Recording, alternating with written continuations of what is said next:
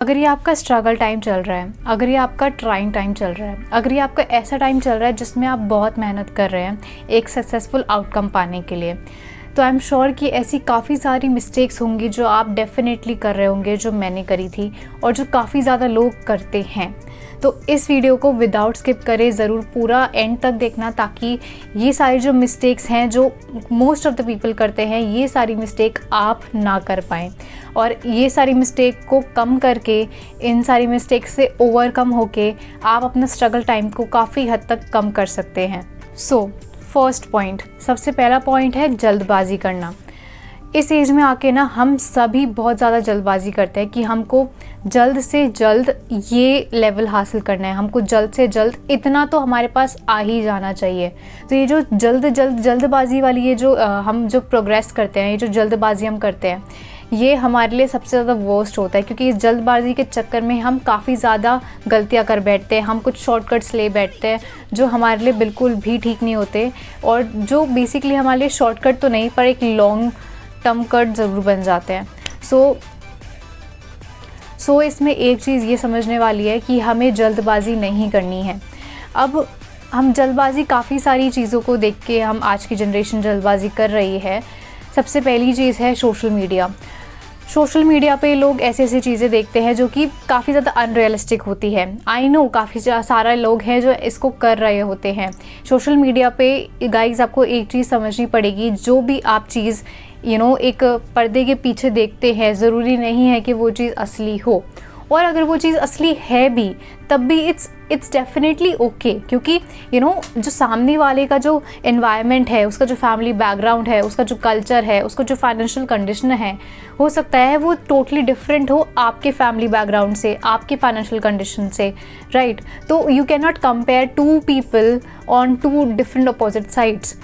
तो ये एक चीज़ है जो हमको काफ़ी ज़्यादा समझने की कोशिश करनी पड़ेगी कि सोशल मीडिया से इन्फ्लुएंस होके हम बहुत ज़्यादा जल्दबाजी करने बैठ जाते हैं। हमको 20s के अंदर रिटायर होना है, हमको 20s के अंदर फाइनेंशियल फ्रीडम चाहिए, हमको 20s के अंदर करोड़पति बनना है। Guys, this is not practically possible, right. तो you can not compare to people on two different opposite sides. कि कुछ एग्जाम्पल्स होंगे ऐसे, लेकिन ज़रूरी नहीं है कि सब लोग वो कर पाएँ, क्योंकि सब लोगों का जो बैकग्राउंड होता है वो अलग होता है। सबसे पहली गलती हम करते हैं एज को लेके।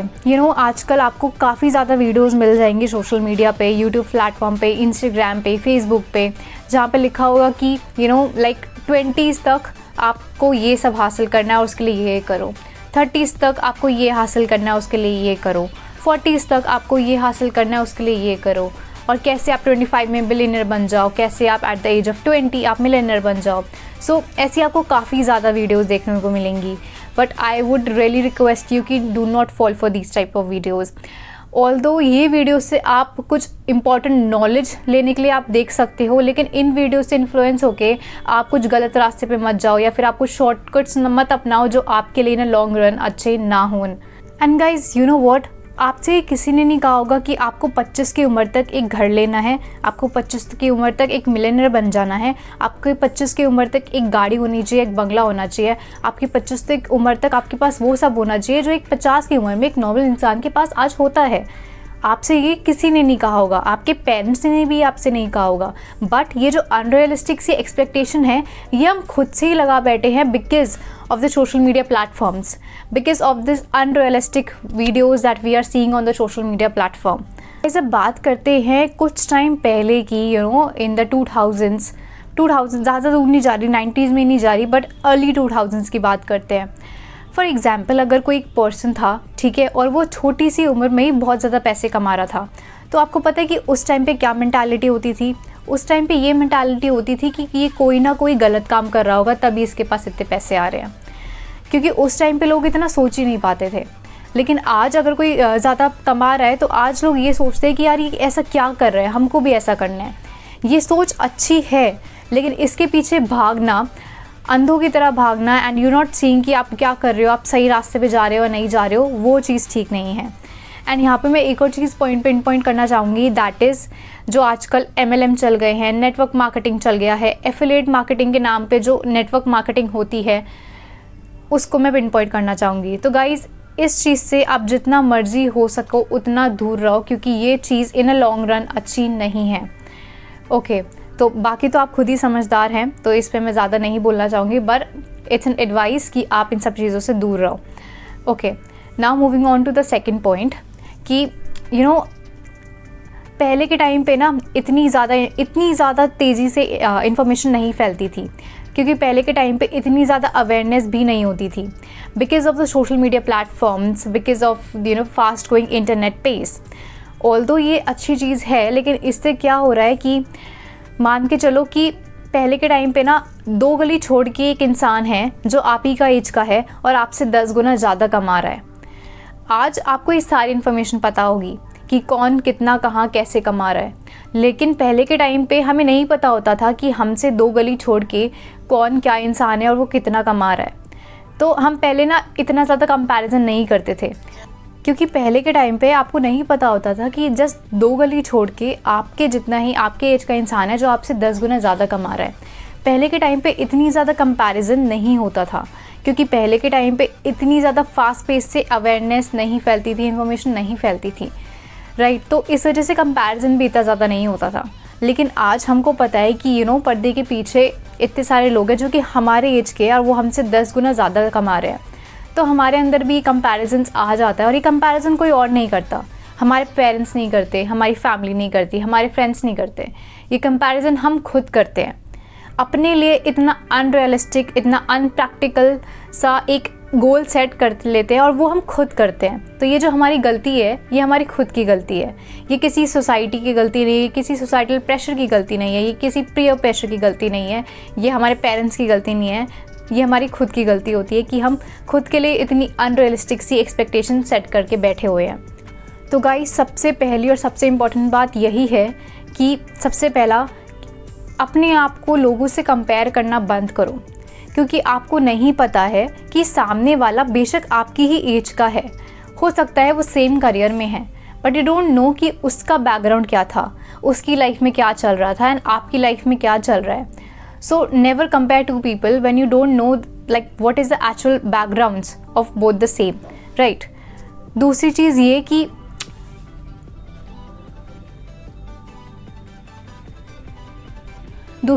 ये कि आपको किसी ने नहीं बोला है अपने लिए इतनी अनरियलिस्टिक एक्सपेक्टेशन सेट करने का।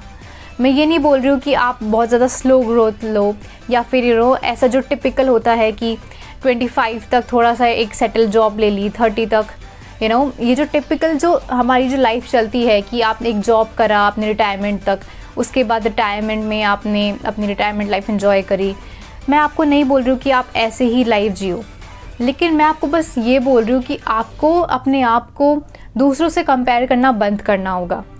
आपको सोशल मीडिया प्लेटफॉर्म से अपने आप को कंपेयर करना बंद करना होगा, क्योंकि जो सारी चीज़ें आप पर्दे के उस साइड देखते हो ज़रूरी नहीं है कि वो 101% सच हो।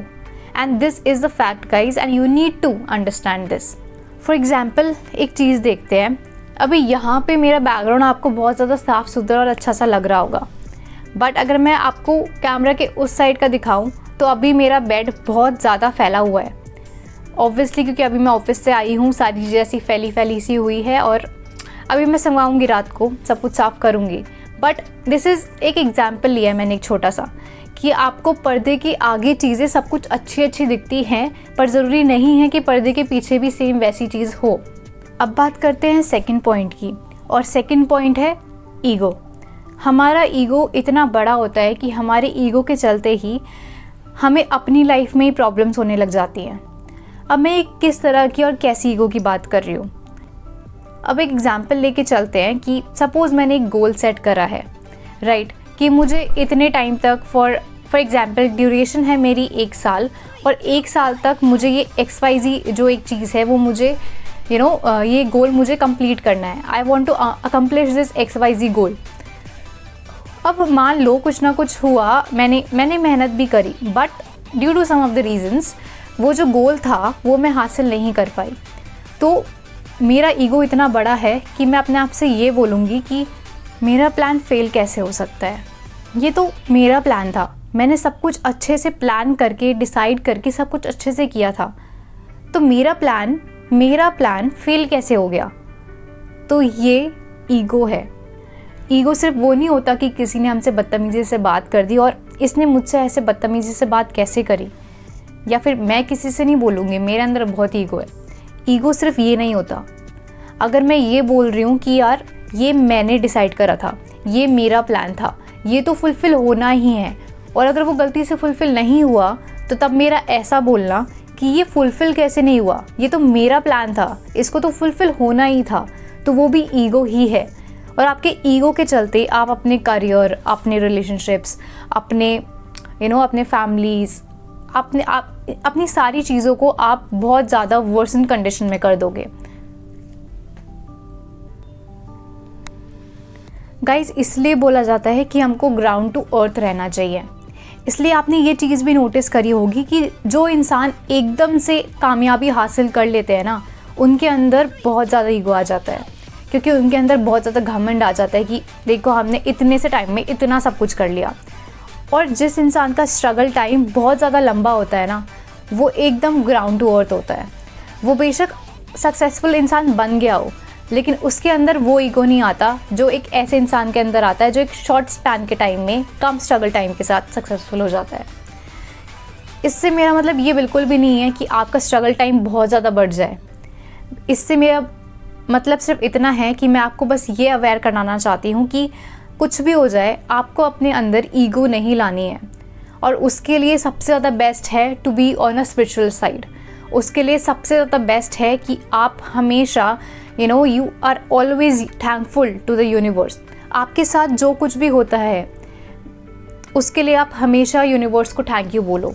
उसके लिए आप हमेशा वो जो सुप्रीम पर्सनालिटी है उसको आप थैंक यू बोलो। तो अगर आप ऐसे करते हो ना, तो आपकी जो ईगो है वो कभी भी आपके ऊपर हावी नहीं होने वाली है।